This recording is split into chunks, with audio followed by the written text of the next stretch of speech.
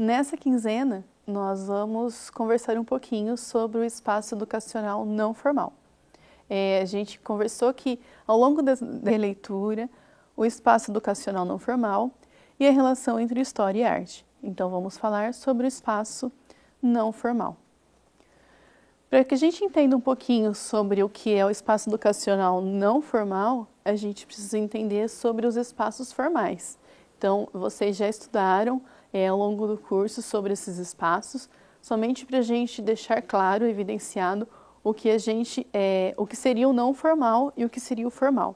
Então, aqui a gente tem a instituição educacional, que seria um espaço formal. Então, quando a gente fala em espaço educacional, logo vem na nossa cabeça, né? A gente já pensa diretamente em escola, em faculdade, em colégio, em espaços como esses.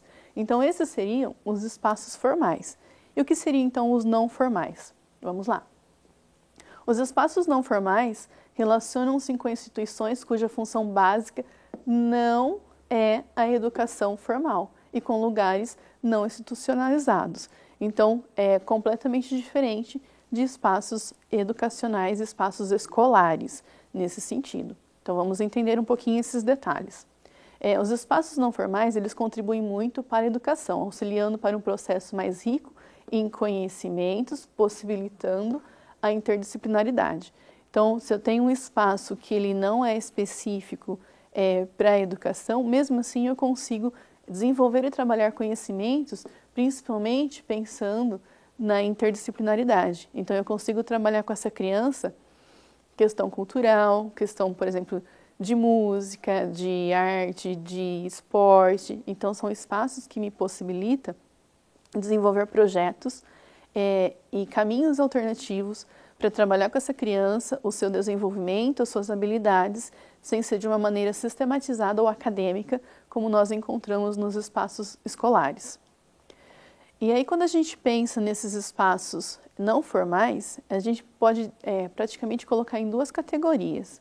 Uma que seriam as mais institucionalizadas, então são espaços que a gente encontra com outros objetivos, mas que através desses objetivos a gente consegue chegar até a educação, até o ensino de alguma habilidade ou de algum conteúdo. Então, por exemplo, museus, centro de ciência, parque ecológico, instituto de pesquisa. Então, são espaços, como por exemplo um parque ecológico, que a sua finalidade primeira não é a educação, é a questão dos animais, né, daquele ambiente mais ecológico, mas por causa desse conhecimento que se relaciona com o meio acadêmico, que se relaciona com a questão da educação e de formação de conceitos, eu consigo desenvolver nesses espaços habilidades, atividades e projetos que chegam a ser educacionais e desenvolver esses conhecimentos nos alunos, assim como o trabalho nos museus. Né? Então, eu consigo, por exemplo, trabalhar várias questões, desde história, geografia, matemática, dependendo de qual é o objetivo e do que eu encontro nesses museus. Também consigo desenvolver projetos educacionais não formais em ambientes que não sejam tão institucionalizados, mas que eu consigo ter acesso. Então, parques, principalmente parques públicos, a rua, o cinema, terrenos. Então, são espaços que, dependendo da minha possibilidade, do meu projeto, do meio que eu estou inserido, eu consigo fazer algum projeto e trabalhar com as crianças que moram naquele entorno, que moram naquela região e que têm o contato com aquele ambiente. Então, o contato com esses ambientes é fundamentais. Então, são crianças que, por exemplo, no contraturno da escola, estão ali na rua, ou então que têm acesso a um terreno que não é ocupado, que não é construído, então tem acesso a esse terreno com facilidade, por exemplo, com uma autorização. Então, eu consigo desenvolver um projeto direcionado para alguma questão mais de desenvolvimento, mais educacional, nesses espaços, mesmo eles não sendo institucional.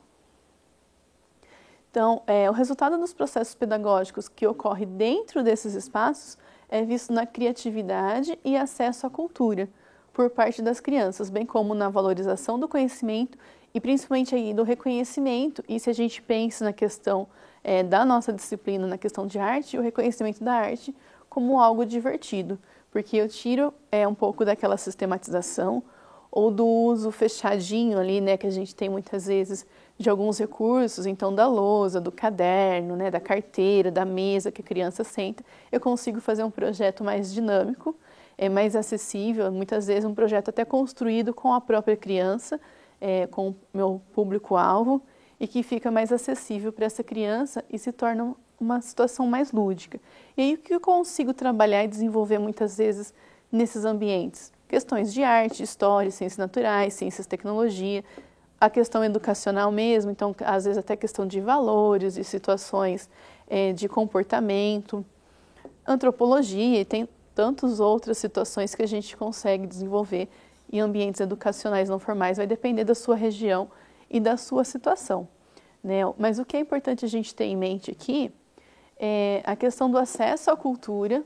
Então, muitas vezes a gente fala, nossa, mas na minha cidade não tem um museu, na minha cidade não tem um ambiente institucional específico para isso. Mas hoje a gente consegue acesso à cultura, à informação, à arte, através, por exemplo, da internet, de revistas, de jornais, ou mesmo a gente valorizando a nossa cultura e a nossa arte local, né? Então, quando eu penso na questão da arte, não precisa ser uma obra conceituada, não precisa ser uma obra que eu encontro num museu específico.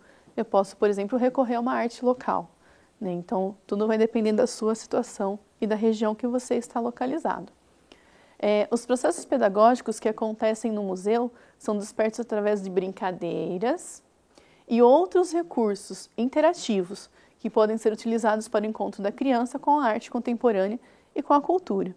Então, quando a gente tira a criança desse espaço formal para o espaço não formal, a gente consegue valorizar mais o lúdico, mas as atividades mais livres, as atividades que envolvem criatividade, que envolvem percepção mesmo de corpo, de mente, de espaço, de lateralidade, de cor. Então, eu consigo desenvolver nas crianças e no meu público várias situações que não sejam especificamente acadêmicas, né, que não tenham uma ligação direta com o currículo escolar. O que é importante aqui, né, que a gente consegue desenvolver através dessas atividades, sem ser no espaço formal. O conhecimento das obras de arte e dos seus criadores, transformando os artistas a partir de oficinas, de desenhos, jogos e atividade. E aqui a gente pode acrescentar outras situações. Então, a questão da internet, a questão, por exemplo, de a visita num museu, a visita online num museu, por exemplo. A gente pode projetar isso num data show, ou a gente pode disponibilizar isso para a criança através de um tablet ou de um recurso, vai dependendo do seu acesso, né, da sua realidade. Então, a gente consegue apresentar essa criança alguns conceitos, alguns temas e alguns aspectos que muitas vezes na escola ou no ambiente formal ela não teria acesso, e ela, participando desse projeto, participando dessa oportunidade, ela consegue enriquecer, ampliar e incrementar a sua formação, né? Então, a gente tem uma formação mais ampla desse sujeito. As reflexões e ações para a formação de um museu que vá além dos seus espaços físicos e funções técnicas de salvaguardar e expor material. Então, alguns museus a gente consegue encontrar, por exemplo, acessando o site desses museus, ou então tendo ali o catálogo, acesso a esse catálogo, tem algumas propostas, que é a questão da educação, né, de levar essa cultura a todos, né, levar essa cultura a todo mundo que chega ali, ou até aqueles que não chegam até ali, né, como, por exemplo, visitar um museu que fica na França, por exemplo, em Paris, né, hoje a gente consegue fazer isso, né. Então, hoje a ideia é a questão de transformar, de mudar e de conscientizar, porque a arte é importante na nossa vida. Então, quanto mais conhecimento eu tenho sobre isso, né, mais eu consigo essas questões, né? Então, eu consigo mudar uma vida, eu consigo transformar as possibilidades, a visão de mundo de uma criança, de um participante do meu projeto, por exemplo, levando a ele uma arte, né? Então, ele conhecendo as possibilidades, as alternativas, a gente consegue aí mudar o seu conhecimento sobre aquele aspecto e até a sua vida. Então, buscar meios, buscar ambientes educacionais não formais que ofereçam isso, né? A ideia de transformar, de mudar e de conscientizar. Então, alunos, as obras artísticas que a gente encontra nos museus, eles exercitam o poder de repassar as características de uma época e de uma sociedade. Então, além dessa questão de transformar, de modificar, o próprio aluno tem esse enriquecimento, né? Esse conhecimento da realidade, da nossa história, do caminho que a gente percorre enquanto ser humano e também enquanto sociedade. Então, a gente tem uma percepção de mundo mais ampliada, né? A gente tem um conhecimento mais contextualizado e a gente entende não somente a nossa formação, o nosso eu, mas como o eu na sociedade, como essa sociedade chegou até aqui hoje. Então, é necessário incentivar, através da educação artística, as crianças e adolescentes.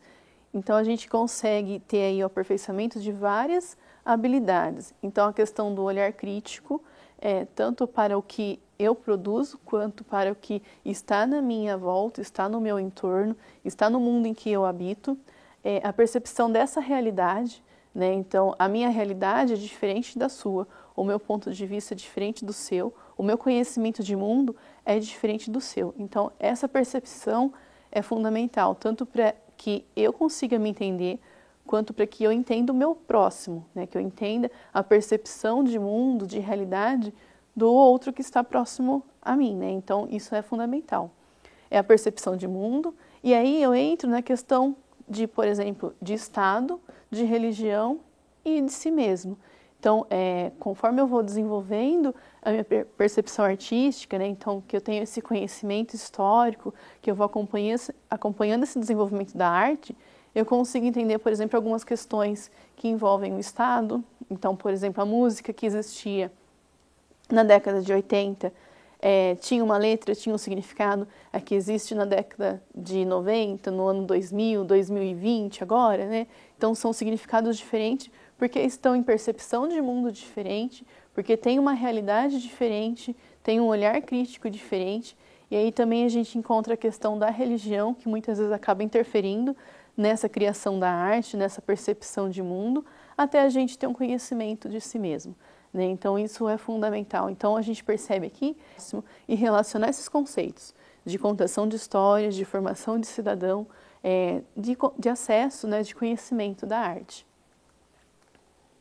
E aí a gente tem, então, o indivíduo como um todo, né? A gente tem uma questão central, a gente tem o indivíduo e a gente consegue olhar ele de diferentes maneiras. Então, a educação não formal, ela não possui uma forma específica, porque vai depender da sua realidade, da situação, de qual instituição você vai inserir, você vai entrar em contato. E assim como a educação formal. Então, na educação formal, a gente tem as didáticas, a gente tem a metodologia, a gente tem um currículo, né, para que seja seguido. No espaço não formal, né, a gente não encontra isso. Então, a gente vai depender, por exemplo, se é um museu, vai depender do museu. Então, se é um museu localizado na cidade de São Paulo, se é um museu localizado na cidade de Salvador. Então, ele vai depender da sua localização, do seu contexto, da sua realidade. Então, vai depender da situação em que ele está inserido. Então, pois vale considerar do que acontece com a educação formal. Que a gente tem, por exemplo, a Base Nacional Comum Curricular, que é para o Brasil todo, né? Então, se a gente pensa em ambientes educacionais formais, a gente tem a BNCC. Se a gente pensa no espaço não formal, vai depender da realidade de